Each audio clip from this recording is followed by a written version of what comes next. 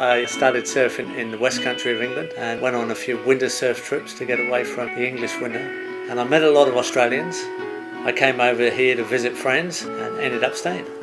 I had these dreams of self-sufficiency and living in a harmonious way with natural systems. So I was curious about permaculture and I started to get involved, and not realising it was also a very early beginning for permaculture here in Australia. So I was one of the first people to get involved in early courses, and it just went on and on from there.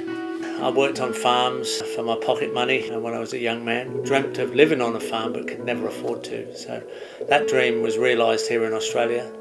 And I was really keen to buy a farm or acreage and start that dream again of living in a self-sufficient, low-footprint way. And permaculture allowed me to do that, and it eventually became my career. We're now at Zaytuna Farm, which is the home of the Permaculture Research Institute in northern New South Wales. And Korduroy Farm is about an hour away, and it was originally a demonstration site for the Permaculture Institute. Korduroy Farm was set up by Bill Mollison as a demonstration site and education centre. He's had a lot of unusual life experiences, especially involving the environment. He was a fisherman and a marine researcher, coastal researcher, and a forester and a forest researcher, and a studied and renowned biologist.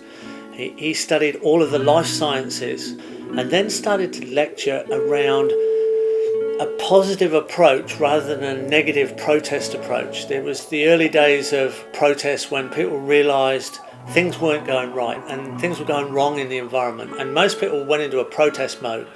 Bill realised early that protest wasn't doing us a lot of good, and still doesn't seem to be doing us a lot of good, and decided what we need to do is define what it is that would be the ideal situation, and instead of being negative, be positive and look towards solutions, aim towards positive interactions. And he came up with a design science that he called permaculture.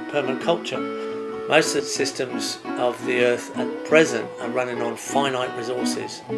So those finite resources have an end game, and it's not possible to have perpetual growth in a finite world. It's not possible to have perpetual capital gain in a finite world. All of those elements have to be reversed so that we can be sustainable and live a healthy and safe future.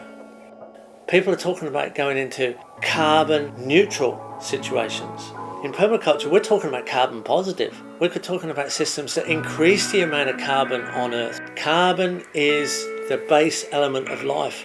So all your living systems run on carbon as a main element, and it's stored energy from the sun.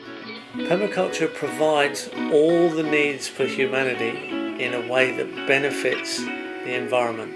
It turns the human footprint into a really beautiful footprint rather than a really ugly one. Organic farming in its essence is not using chemicals, and that can be just highly mechanised, highly industrialised, non-chemical farming. It doesn't necessarily have to be in a size ratio or a pattern that harmonises with nature or is non-soil destructive. In fact, a lot of organic farming today is very destructive farming because it's large scale, and it facilitates the inquiry people have in the cities who don't really know how it's produced. They just know it's not chemical. So non-chemical organic farming is obviously part of permaculture, like a coat hanger in a wardrobe.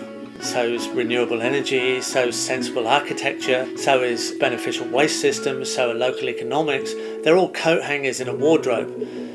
We design the whole wardrobe that fits them together. We design the toolbox that individual tools fit into. Organic farming can be a very, very useful part of human settlements and an essential part. But if you use it the wrong way, it's still a weapon against the environment for the sake of an economic return. I live more or less with the sun myself. I get up at first light and I work with the students and interns where we share all the jobs on the farm. This farm produces people, so we allow the students and interns to experience what they need to understand. The primary goal of permaculture is to provide a permanence of culture on the earth for people and all living things. When you engage in this, it becomes really interesting, and you accumulate knowledge easily. You exercise your neural pathways, become excited by the information because it actually is something you can use. I think it's good for your physical health. It's good for your mental health. It makes you feel more intelligent. You feel like you have a role to play. You feel like there's something meaningful that you can do with your life. Time expands in the moments of your life when you engage in something really meaningful. Every surfer remembers the best barrels they pulled into, and time's just ticking away at super slow motion, and it's locked in your memory. That's the kind of engagement that you get into when you're in meaningful work, meaningful engagement.